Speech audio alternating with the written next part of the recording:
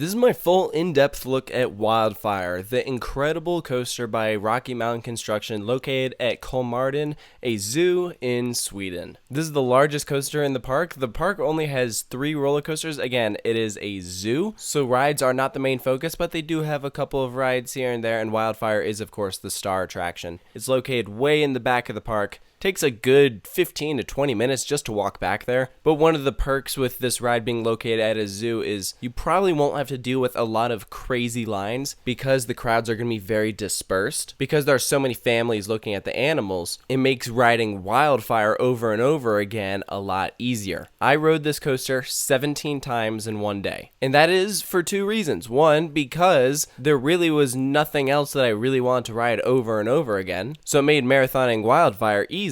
And then second, because I just loved this ride so much. This ride takes my breath away. I have not heard of anyone who has ridden this coaster that hasn't loved it. And it's for a good reason. This ride really is a culmination of everything that Rocky Mountain Construction has been doing. It's kind of the epitome of what that company's focus is. Rides that pack in a lot of elements, a lot of extreme maneuvers, all within a tight amount of space, and on top of all of that, it uses the terrain. Kolmården has this rock work back there that they built the coaster into. So it is twisting all the way around, which is amazing because it really makes you have more of an appreciation for what they managed to do. And I always like that. I always prefer terrain coasters over coasters on flat ground because to me, this brings out more creativity. Limitations kind of mean that you have to think outside the box and you come up with amazing things like this. I mean, if you just look at the base of that lift hill and drop, you can see how it's elevated up on that rock work. The other cool thing that they did is they worked in this turnaround from when you drop off the lift going into the drop. So you curve out, go into this helix, and then into the drop. It's a really unique feature. And so as cool as it looks, the reason I believe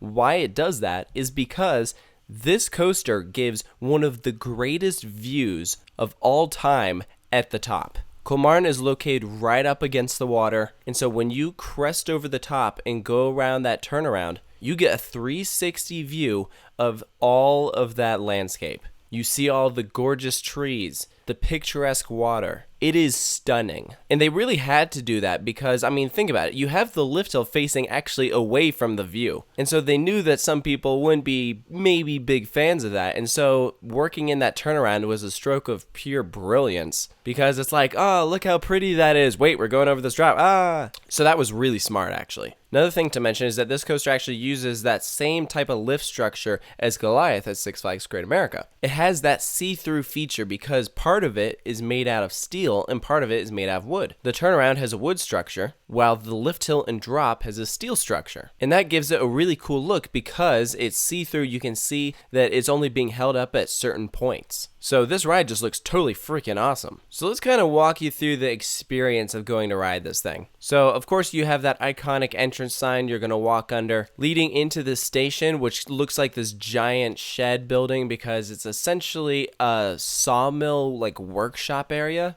I don't really know what that has to do with wildfires, but you'll see lots of tools in there, kind of like they're running a sawmill. So there's lots of moving parts. You'll see axes and weapons and signs. And something I thought was nice is that the signs are actually in English, which is really kind of nice. And it makes sense because Wildfire is an English name. But then when you get into the station and they're reading off the dispatch signals and telling you what to do, they're going to say it first in Swedish and then in English. So you're going to take your seat. These are the classic Rocky Mountain Construction old school trains. They're fantastic. I personally recommend the back seat on Wildfire. Those of you who have been following my channel for a while know that I prefer back seats on Rocky Mountain Construction roller coasters, but the front is still going to give an awesome experience. There isn't a bad seat on this ride, but back is definitely the preferred one. So you're going to take this right-hand turn out of the station, start ascending up that lift hill, crest over the top, go into that turnaround, and then we have the drop. And if you have ridden Lightning Rod and know what that drop feels like, not gonna lie, you pretty much know what Wildfire's drop feels like. It's pretty much identical. Wildfire's is a little bit steeper, but I mean, they both use the terrain and have the same kind of look to it. It's a fantastic drop, so saying that it feels identical to it is not an insult at all. Wildfire has an amazing drop. and that throws you straight into a 0G stall. This thing is incredible. It doesn't feel as long as Goliath's at Six Flags Great America, but this one is definitely a lot taller because it is that first element that you go into. So you are going through that thing pretty fast. That's one of my favorite elements for this ride. And next, that's going to send you into this kind of turnaround, but it also doubles as a wave turn. But that wave turn is facing the other side. So instead of going in like a traditional bank turn, it actually throws you out and then hangs you there like a wave turn and then flips you back the other way. So it's a pretty aggressive element. Next, you're going to pass through a small building as part of some theming. There is smoke in that building, so that will kind of give you a nice little misting. You're going to get flung through this rapid transition. You're going to pass under that 0G stall and straight into your first main ejector hill. This ride does have a lot of good airtime moments, however, it is not an airtime driven ride. So it is nice when you have some room from your lap bar so you can get thrown up a bit. But Wildfire definitely does not have as much airtime as some of the other coasters by RMC, such as Lightning Rod.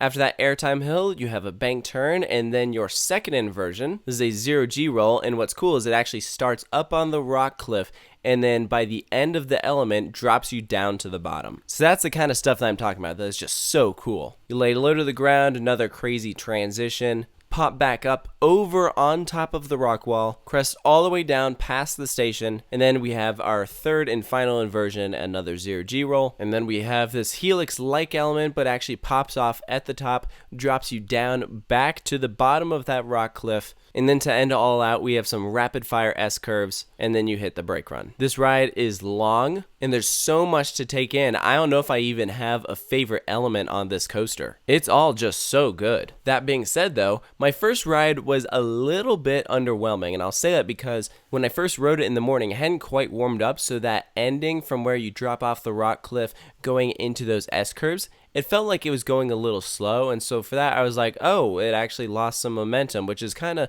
against what RMC coasters usually do. Usually they keep that speed throughout the entire ride. And from my first ride on Wildfire, it didn't really do that. So I was a little bit underwhelmed. It wasn't as good as I was hoping, but then as I continued to ride it 17 more times throughout the day, by the mid-afternoon it had completely warmed up. You were going full speed the entire time, and that is what makes this coaster so good. It was some of those later rides that sealed the deal and made it one of my all-time favorite roller coasters. Yeah, you heard that right. This was my favorite coaster in Europe and is one of my favorites of all time. I rank this coaster very highly out of all of the other 585 coasters I've ridden as of when this video is being made. That is why I'm giving Wildfire at Kolmården a 10 out of 10. It absolutely deserves it. This coaster is phenomenal. So now it's time to answer the question, is it worth it to go all the way to Sweden to ride this? And I think that's a bit of a complex question because it really depends on where you're coming from. Obviously, I'm from America, so going to Sweden was kind of a big deal. It's really far away. But I think what made it worth it for me was that I was able to hit some other places along the way.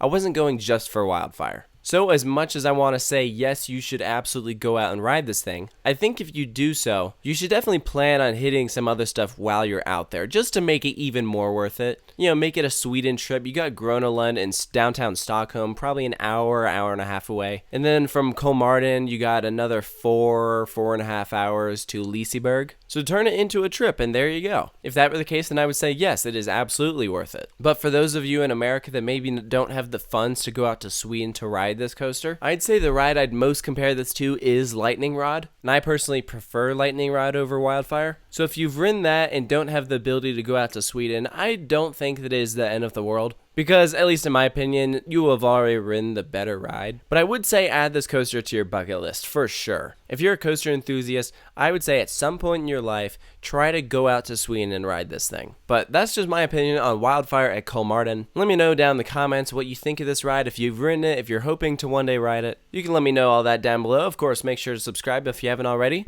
And stay tuned for more European coaster reviews here at Coaster Studios.